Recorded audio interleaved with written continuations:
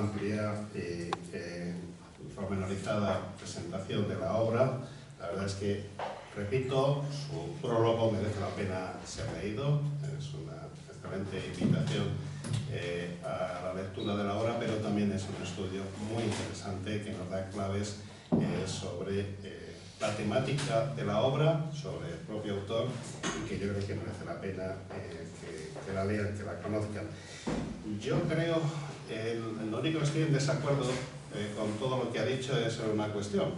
Cuando ha comentado que tiene un final pues, algo negativo, ¿no? Es decir, donde se puede intuir que el protagonista pues, tiene una visión descorazonadora, ¿no? del tema. Yo discrepo porque el final, exactamente el final, es un final muy poético, donde efectivamente no vamos a desvelarles lo que ocurre, pero hay un halo de esperanza que se despliega, repito, de una forma muy poética también en torno a la imagen simbólica de la acacia y del colibrí. Y eso me parece que bueno, pues nos invita a todos, ¿no? a tener esa esperanza, no solo en el porvenir político, social de Túnez, del mundo árabe, sino creo que a nivel global, mucho más global. Por eso la novela tiene también ese valor balsámico, curativo, que es importante, ¿no? que nos invite pues, a luchar por ideales y para conseguir situaciones mucho más benignas que las que estamos viviendo. Y quiero también agradecer esa labor que está desarrollando el profesor Yamani de una manera directa o a través de sus alumnos y alumnas para el mutuo conocimiento y acercamiento de nuestras culturas y literaturas, y me ha parecido muy hermoso lo que ha planteado de establecer ese estudio comparado con un autor como Mariano Azuela. Quiero recordarle a él y a todos los presentes que aunque nosotros, obviamente, por cuestiones cronológicas de edad no conocimos a Mariano Azuela, sí conocimos y publicamos a Arturo Azuela, su hijo. Plazuela de Santa María, una obra que también pongo a disposición del profesor Yamani, que quizá podría ser también muy interesante para hacer un estudio comparado, porque es muy descriptiva del paisaje y el paisanaje de México y de una zona concreta también de México y de Guadalajara, con algún otro de los autores quizá más costumbristas o que haya hecho una descripción de ese mismo paisaje y paisanaje tunecino, pero nos parece una elección muy acertada. Es un autor bastante valorado en México, a pesar de que efectivamente el tiempo es implacable, muchas veces hace que desaparezcan autores que han tenido un protagonismo, que han sido referentes obligados en el momento en que ya no están físicamente presentes, pero me parece muy adecuado, ¿no? Porque efectivamente eso va a permitir que entre la novela y el autor en el mercado mexicano, que hay que recordar que es el más grande del ámbito hispano. Y precisamente en noviembre y diciembre vamos a estar aquí, en Guadalajara, con esta novela, y el poder anunciar que va a existir un trabajo como el que se ha comentado, me parece que sería un acicate a lo mejor para que pueda ser invitado el autor y el profesor para poder hablar de esas similitudes, de esas concordancias. Bueno, aquí estamos en torno a una obra y tenemos al padre de la criatura, ¿no? Por eso lo fundamental es que podamos escucharle. Hemos escuchado antes brevemente la justificación de ese texto, pero nos gustaría ceder la palabra y que nos comente Madre Terramán por qué escribió este libro, qué ha supuesto para él y bueno, qué siente, ¿no? al ver impreso ya este paralelepípedo y que haya aparecido primero en edición española antes que la edición de سمعت حضرتك كلمة لك شكرا على الأسباب اللي وصلتك باش كتبت هذه الرواية دي، وما هو شعورك يعني بصراحة اليوم ترجمة باللغة الإسبانية وموجودة في إسبانيا، وثم الفكرة متاع دراسة المقارنة مع الكاتب المكسيكي مكسيكي، وفاجئني توا كي قال لي اللي يعرف ولده ماريانو أغويلا الكاتب هذا المكسيكي، ونشر باش تكون يعني باش يربط مع علاقه باش تكون حتى باش يعرف يعني كتاب في المكسيك في المعرض تاع غوادالاخارا في المكسيك، يعني اكثر معرض معروف في امريكا اللاتين، وكذلك في كولومبيا ولا في كاراكاس. لك الكلمه. شكرا. في البدايه نحب نشكر هذا الجمهور على الحضور، بعض منهم جاء من اماكن بعيده لحضور هذا التقديم. اريد ان اشكر باسيلو رودريغيز كانيادا الذي قبل بقلب طيب امين نشر هذه الروايه. الشكر للسيد ارماندو لوثانو مدير الاسباسيو روندا مدريد على اتاحته هذه الفرصه لهذا التقديم. لكن الشكر الكبير والاهم هو للبروفيسور رضا مامي الذي لما اعطيته الروايه يعني مسوده الروايه قلت له اقراها ورجاء بدون اي يعني مجاملات، اذا كانت تستاهل الترجمه لنقوم بذلك، اذا لا تسأل ليست في مستوى انا لا يقلقني ابدا. فقط هو قرأها وقال هذه ستترجم. ولما حادث باسيليو في الموضوع كان امامي، باسيليو كان في تونس، قال لي انا ثقتي عمياء في رضا مامي، اذا قال لي هذه الروايه تستاهل الترجمه والنشر سافعل ذلك. Voy a traducir, que son sus palabras. Muy buenas tardes a todos. En primer lugar, quería agradecer a los aquí asistentes. Gracias por haber llegado a lo mejor de zonas lejos de aquí. Lo sabré y lo sé apreciar. Muchas gracias de corazón. Gracias a Basilio Rodríguez Cañada por permitirme la publicación de mi novela y darme a conocer al lector hispano. Y gracias también al director de esta casa, Ronda Segovia, Espacio Ronda de Segovia, por también darnos la ocasión de reunirnos aquí mismo.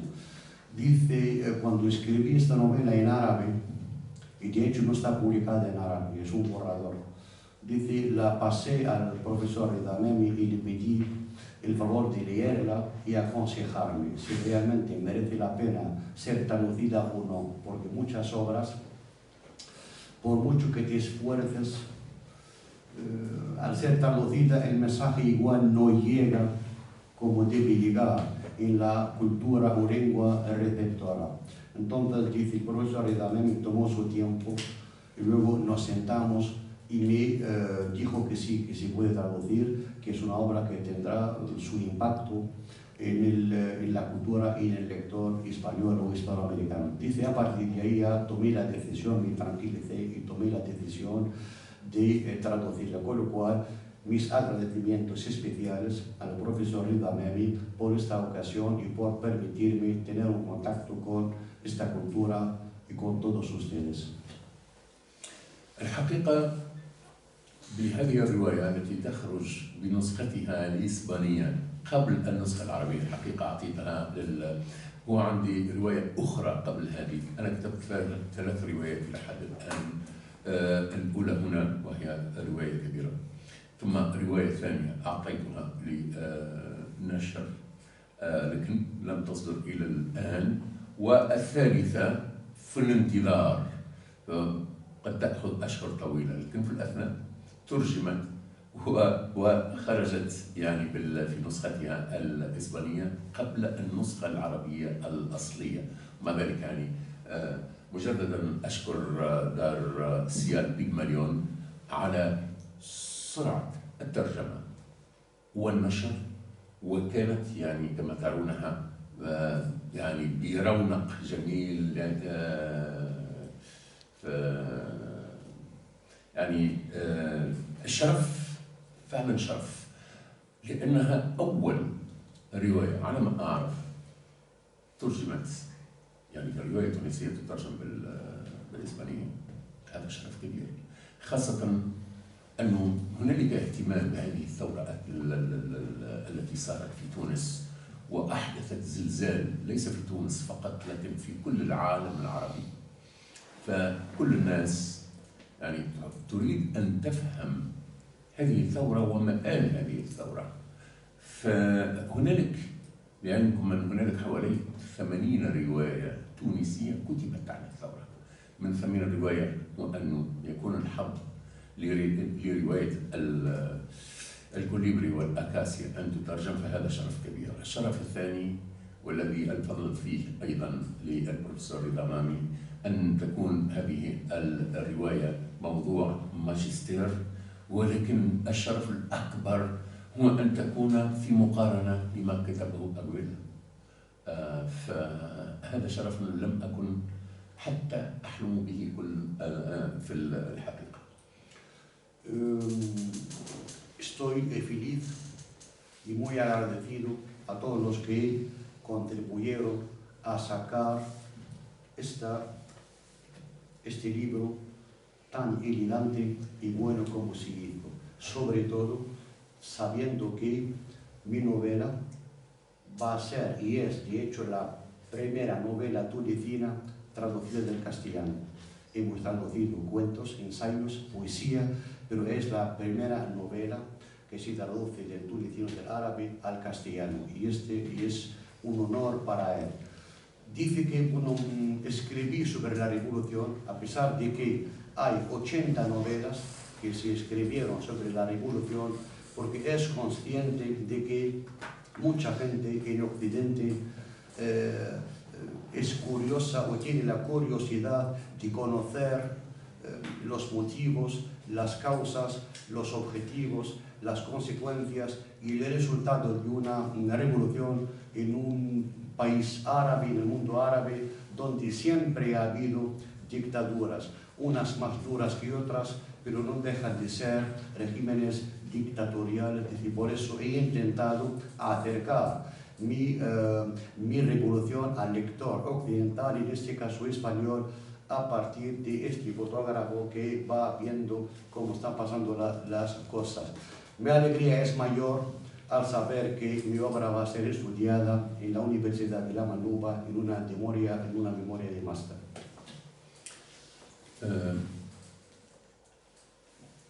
كيف كتبت هذه الرواية؟ كما فسر البروفيسور رضا مامي، أنا في الإعلام وعندي مؤسسة إنتاج تلفزيوني للأخبار، وكانت مؤسستي لما وقعت الثورة تقريبا المؤسسة الوحيدة المختصة بالتغطية الإخبارية. فكان لي شرف أنه 80%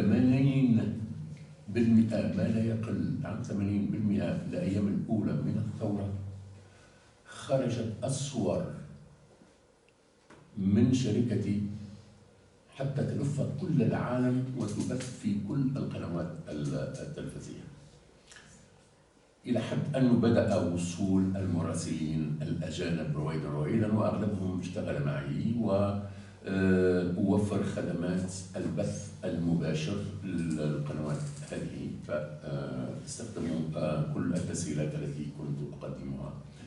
ومن هناك استمر متابعتي اللصيقة لمجريات الثورة في كل التراث التونسي.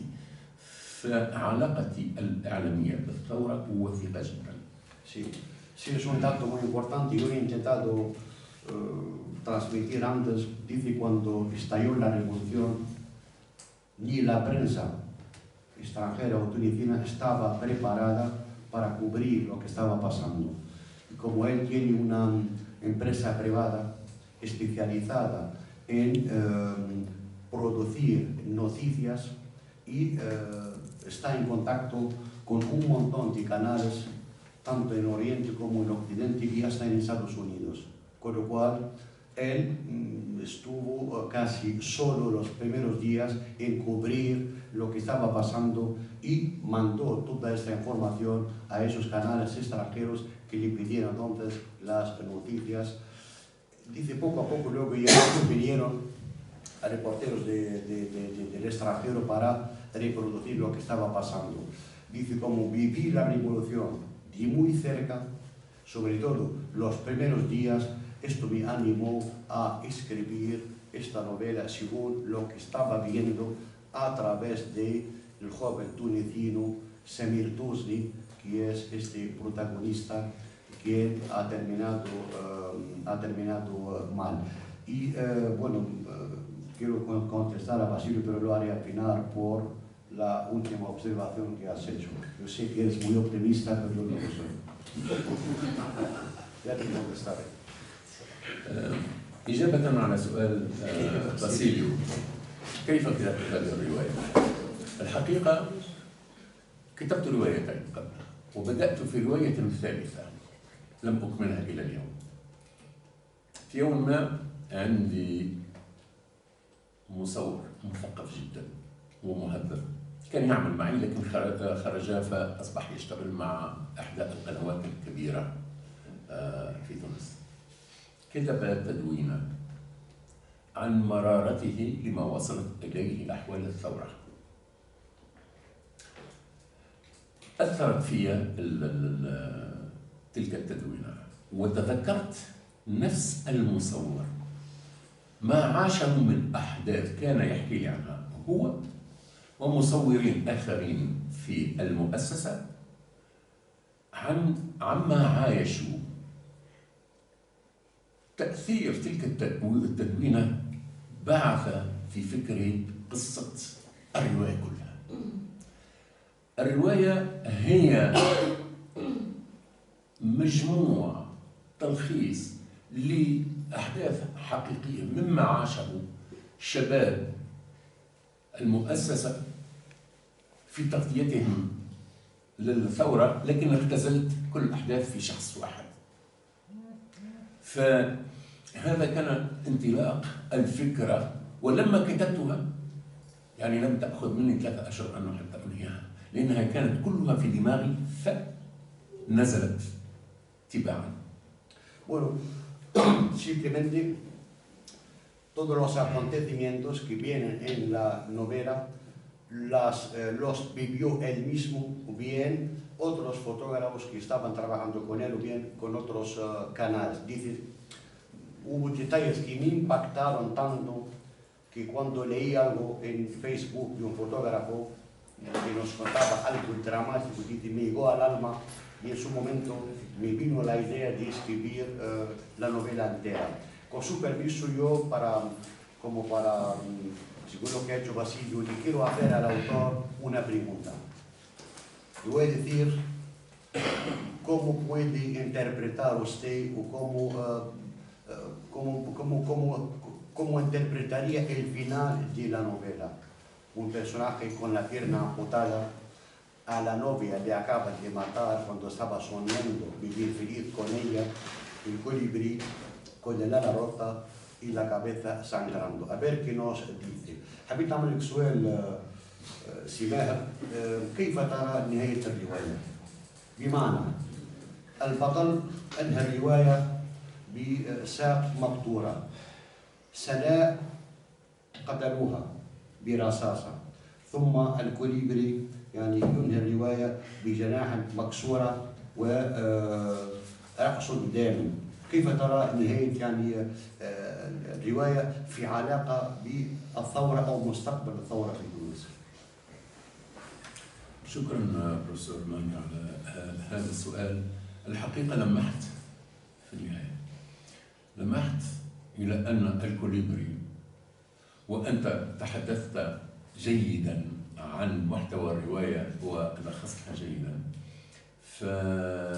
فالكوليبري اللي من إحدى رمزياته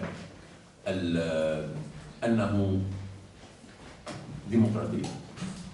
الديمقراطية أصيبت بجرح لكن لم تمت، بقي الأمل للديمقراطية. أنه الشاب قطعت رجله، الأمل في ما ستحققه الثورة قطع مع رجله، لكن هو لم يمت. والأكاسيا العجوز، يعني هي الأكاسيا الجنوب التونسي اللي هي شجرة معمرة نوعا ما وقوية، ماتت، لكن رمزيتها أنه هي التاريخ، هي تونس.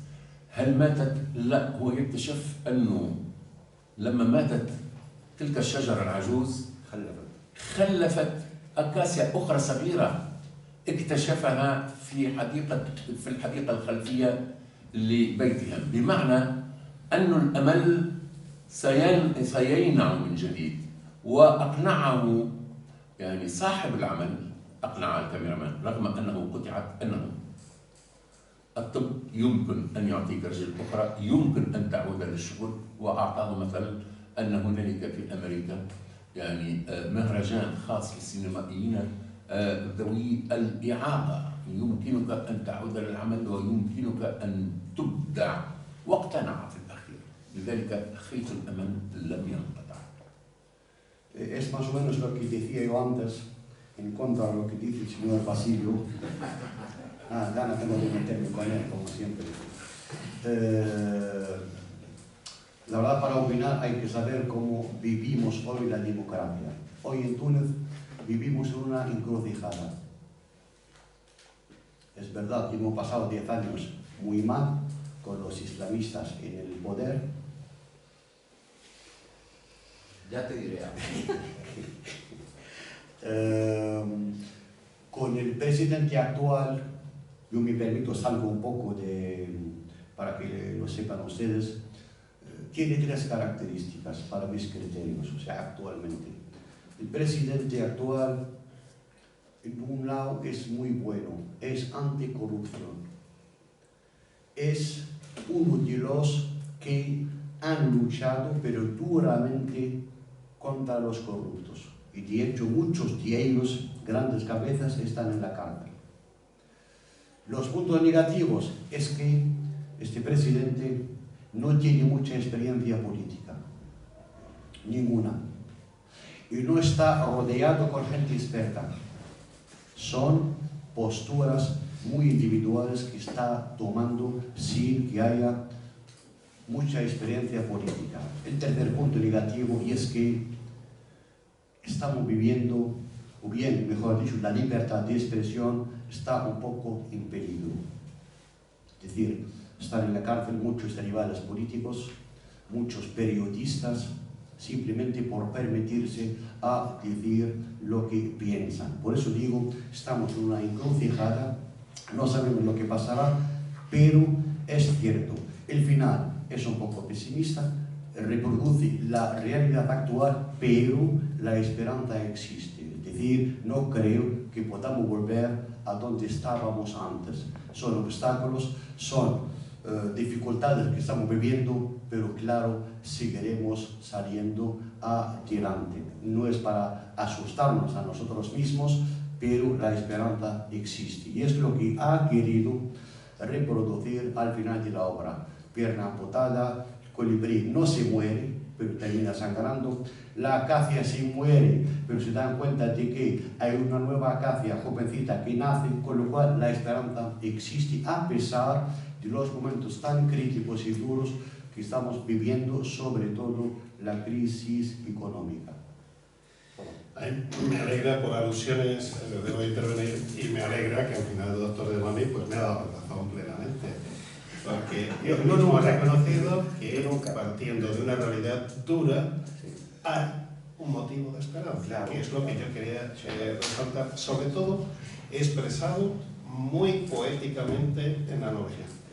Efectivamente, el valor simbólico de la acacia y el colibrí está perfectamente elegido, puesto que la acacia, ya lo ha dicho el profesor de Amemi y el autor lo plasma, es una planta que podría representar perfectamente a Túnez, al mundo árabe, ese clima desértico donde su resistencia también, donde su aroma, porque es una planta olorosa, donde sus flores iluminan el paisaje y además está perfectamente entrelazada con la trama de la novela, porque el padre del protagonista recolecta la llamada goma arábiga que se produce o se recoge de algunas especies de acacias, ¿no? Es decir, está muy bien trenzado lo que es la simbología, perfectamente relacionada con la novela. El colibrí es un animal, un ave versátil, pequeño, curioso, independiente, que además lucha por su independencia. Dentro de su aparente fragilidad, es un animal fuerte, resistente. Es un animal además de colores vivos. Y quiero recordar que para la persona que vaya a preparar ese estudio comparado, precisamente en México existen broches y colgantes de colibríes por doquier. Es uno de los adornos más habituales, ¿no? Entonces es curioso que haya sido elegido también ese autor y esa obra, porque ahí se puede también establecer ese estudio comparado a nivel simbólico, ¿no? Y efectivamente el colibrí y el personaje central y la acacia están en esa situación. Vamos a leer, con permiso del autor y de todos ustedes, simplemente las últimas líneas. No destrozan la historia.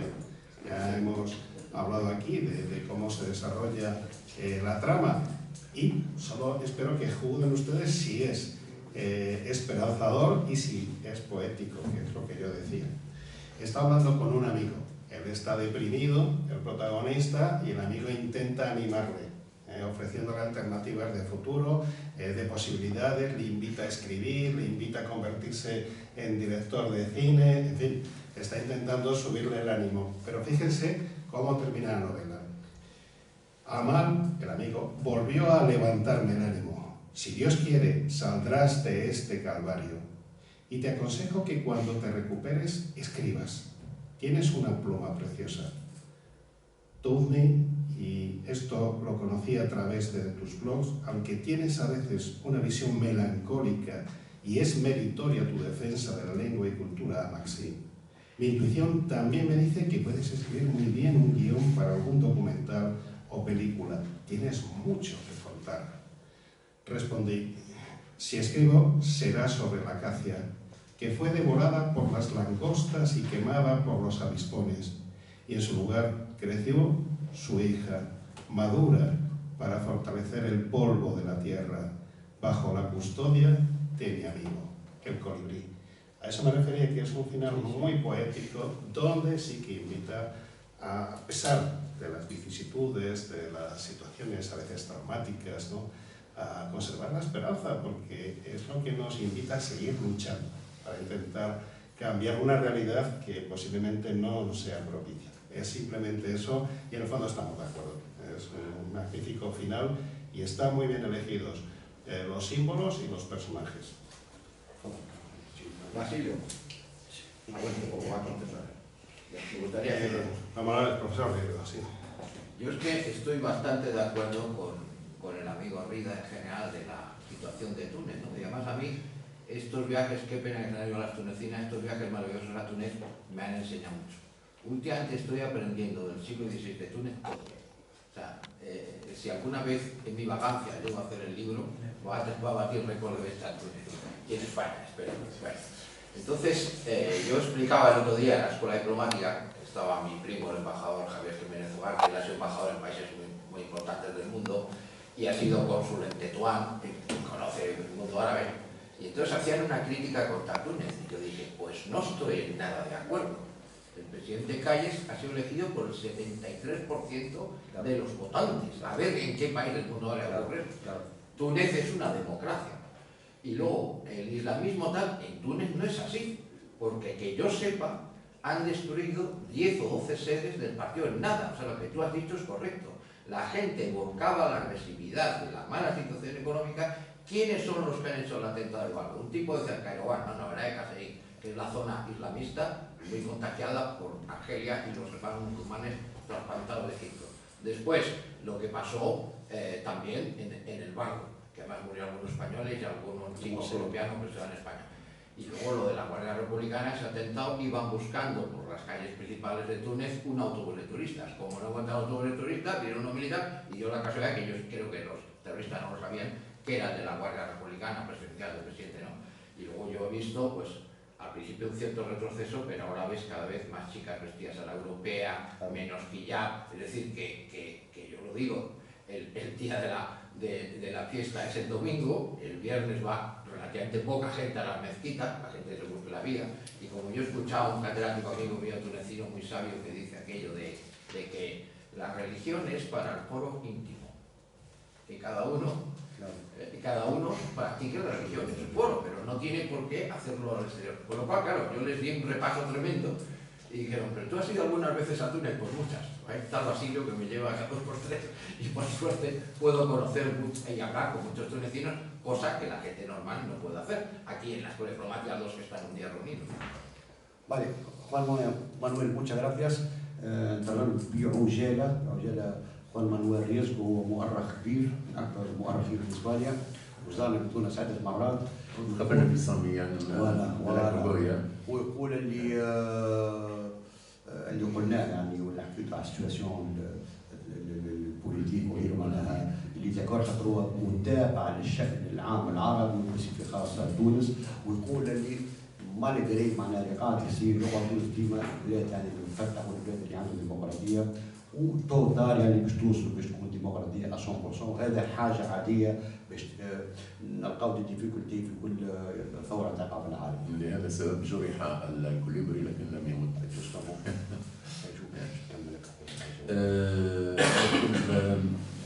تعقيب على ما كان يقول باسيلو وأنهي بذلك. هذه الرواية كأنما كانت مختفية في ذهني ولم أكن أشعر بها فخرجت بهذه التدوينة يعني كأنها كانت تنتظر الخروج في أي وقت أنه شيء يدغدغها حتى تخرج من دماغي. الغريب هو أني اتبعت طريقة الكتابة الأقرب إلى اللاتينية أمريكا اللاتينية هو أني أترك القلم يسيل بنفسه دون يعني على غير الطريقة الأمريكية في أنك تضع مخطط وتضع الشخصيات وتضع من البداية دور كل شخصية وتطور الأحداث. صدقوني مثلا لما دخلت الأكاسيا برمزيتها لم أفكر فيها. لم أفكر في البداية أن يكون هنالك طائر اسمه الكوليبري. لا أدري يعني كيف خرجوا ودخلوا في الرواية وحتى الرمزيات لم أكن أفكر فيها إلى حد أن أنهيت الرواية لكن تركتها فيما بعد وأخذت بعضا منها. لماذا كتبت أنا هذا؟ ما هذا؟ بعدها كأنما أكتشف نفسي وأكتشف الرواية بكل الرمزيات التي فيها. لا أطيل وأنهي ذلك وأشكركم جميعا على حضوركم.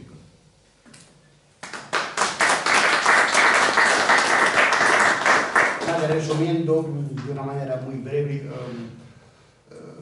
y eso me recuerda también es que soy enamorado de Cartas para un joven novelista de Vargas Llosa, que las ideas o toda la novela estaba escondida en mi cerebro sin darme cuenta y cuando leí este pequeño párrafo de un fotógrafo hablando de un drama que vivió en la tele, todo salió y toda mi experiencia se puso en la mesa y empecé a escribir sin pensar en llegar, luego de poco a poco iban las cosas saliendo bien hasta terminarla. Y decía Vargas Llosa en ese sentido, estas ideas o experiencias son como diablos que nos atormentan y el autor debe sacarlas ya, esas ideas o esas experiencias y escribir. Y para terminar, pues vuelve a agradecer a todos ustedes, a la editorial y a Basilio Rodríguez Cañada y el director de esta casa. Y muchas gracias. José Luis López Amigo es un novelista ستعمل موسيقى كانت برواية وهو صديق زارنا في تونس عدة مرات حب يعمل ملاحظة. تفضل. Quería hacer un comentario, apoyar totalmente Sí. las palabras de Juan. Yo me siento muy orgulloso de llamar hermano tunecino, como eres tú. Para mí Túnez es ese país demonizado que nunca debía haberlo sido, porque si vas allí, lo único que sientes es amor y ganas de salir adelante.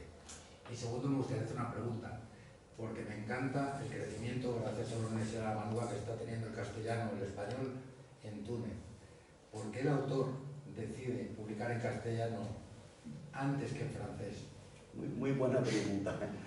هذا يقول لي هو مش زائر بل هو صديق واخ لينا معنا تونس وزارنا وفرحان خاطر جاء عنده برشا وجاء رجع لنا شاف كيفاش القسم الاسبانيه اللي منوبه معناها قاعد ينمو شيئا فشيئا وهذا معناها يفرحوا برشا. لكن يعمل لك سؤال يقول لك يعمل لك سؤال جاتنا في المنطقه يعمل لك سؤال يقول لك وسيبني هذا السؤال هذا قال لك